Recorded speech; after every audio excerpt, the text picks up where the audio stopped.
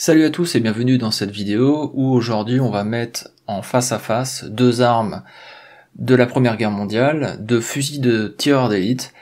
En premier le G98 allemand face au fusil Ross Mk3 canadien. J'ai déjà traité de l'histoire et de l'utilisation de ces armes durant la Grande Guerre, donc je vous renvoie à mes vidéos. Là, dans celle-ci, on va se concentrer exclusivement sur le tir et essayer de déterminer laquelle des deux est la plus intéressante. Alors, on commence par le G98 allemand, qui chambre bien entendu le 8 par 57 JS. Alors, le G98, son avantage, et j'ai envie de dire un petit peu son inconvénient, c'est que vous voyez que la lunette est sur le dessus. Donc on ne peut pas utiliser le magasin, enfin on ne peut plus utiliser les clips pour charger l'arme. En fait, c'est pas vraiment un inconvénient, parce que le tireur d'élite, qu'il soit allemand ou canadien ou autre, n'est pas censé en tout cas enchaîner très rapidement les tirs. Normalement, un tireur d'élite, en tout cas durant la Première Guerre mondiale, c'est une personne qui fait un seul et unique tir et qui n'a pas besoin d'enchaîner 10 cartouches d'affilée.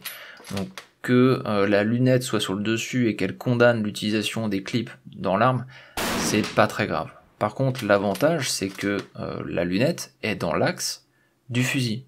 Et ça, par rapport à tous les autres montages déportés, et que j'ai moi-même pu utiliser, c'est quand même un sacré avantage, parce que là, clairement, la joue et la tête du tireur reposent correctement sur la crosse, et on est bien aligné. La tête est bien alignée avec le fusil, avec la lunette et la cible, et c'est vraiment beaucoup plus confortable.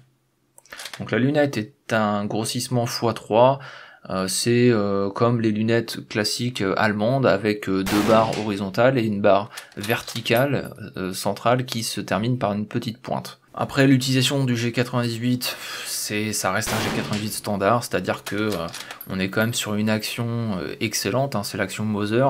Le G98, c'est un très bon fusil ça a été un très bon fusil durant la Première Guerre mondiale. Le seul gros défaut, c'était sa hausse qui commençait à 400 mètres, donc ce qui est délicat. Là, avec une lunette, quand elle est réglée à 100 mètres, c'est assez simple. Bon, vous allez voir que, je dis que c'est assez simple, mais pas tant que ça, parce que là, Théo qui enchaîne les tirs, va avoir un peu de mal en fait à toucher les cibles. C'est le problème du réglage en fait.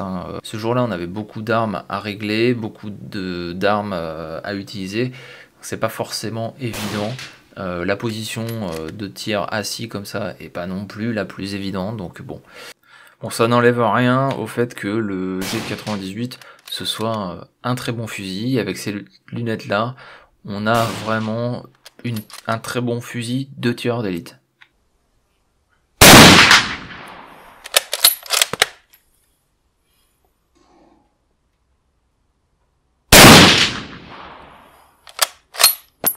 On enchaîne maintenant avec le Ross Mk3 qui chambre le 303 British.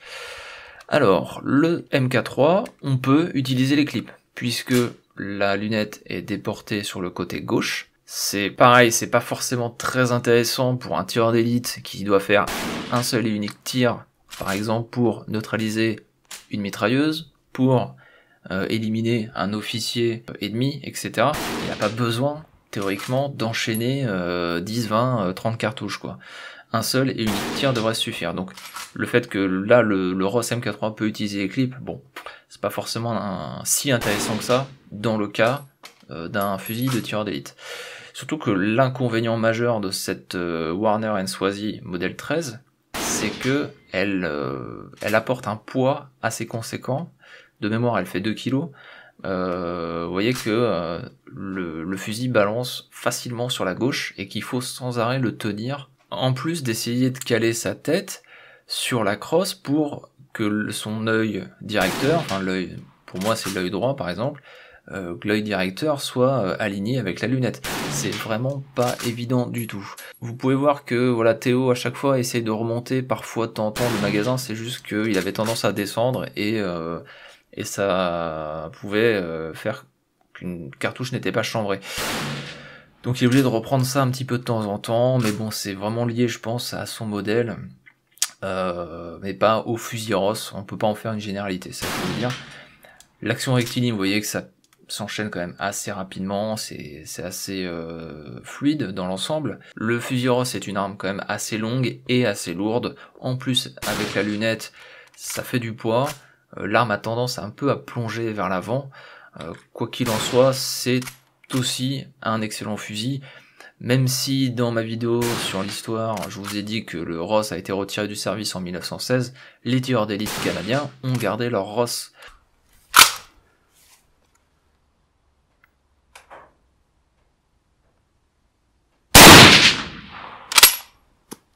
On arrive sur un score de 50 sur 90 et 60 sur 90 pour le Ross. Le Ross s'en est mieux tiré, en tout cas dans ce stage, ou en tout cas le tireur a eu plus de résultats avec le Ross MK3. Je pense quand même que le Ross est un meilleur fusil pour la précision.